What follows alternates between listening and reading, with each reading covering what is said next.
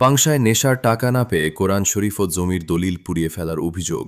রাজবাড়ির পাংশায় মায়ের কাছে নেশার টাকা না পেয়ে ঘরে থাকা পবিত্র কোরআন শরীফ, একটি বালিশ এবং জমি জমার গুরুত্বপূর্ণ কাগজপত্রে আগুন পুড়িয়ে দেওয়ার অভিযোগ উঠেছে আবু হোসেন ২৫ নামে এক যুবকের বিরুদ্ধে।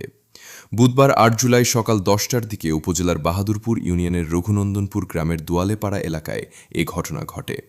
অভিযুক্ত আবু হোসেন ওই গ্রামের জব্বার মোল্লার ছেলে। স্থানীয় সূত্রে জানা যায়, আবু হোসেন দীর্ঘদিন ধরে মাদকাসক্ত। ঘটনার দিন তিনি মায়ের কাছে নেশার জন্য টাকা চান।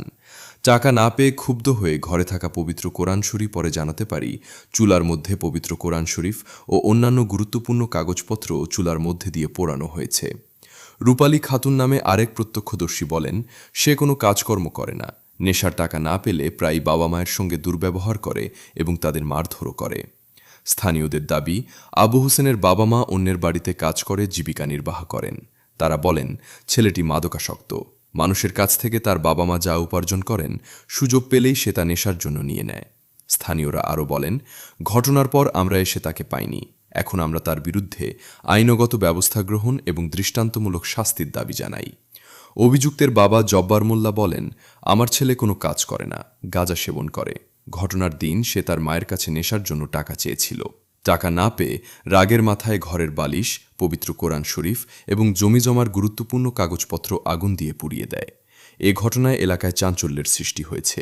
পাংশা মডেল থানার অফিসার ইনচার্জ শেখ মইনুল ইসলাম বলেন, খবর পেয়ে ঘটনাস্থলে পুলিশ পাঠানো হয়। ঘটনার পর থেকেই অভিযুক্ত আবু হোসেন পলাতক রয়েছে। এ ঘটনায় তার বাবা বাদী হয়ে থানায় একটি অভিযোগ দায়ের করেছেন। তাকে গ্রেপ্তারে পুলিশি অভিযান অব্যাহত রয়েছে। পর আমাদের ভিডিওটি যদি ভালো লাগে তাহলে ভিডিওতে লাইক দিন, কমেন্ট করে জানান ভিডিওটি কেমন লাগলো, আর শেয়ার করে সবাইকে জানিয়ে দিন। আর আমাদের রাজবাড়ি গরম খবর পেজটি ভালো দিয়ে সাথেই থাকুন।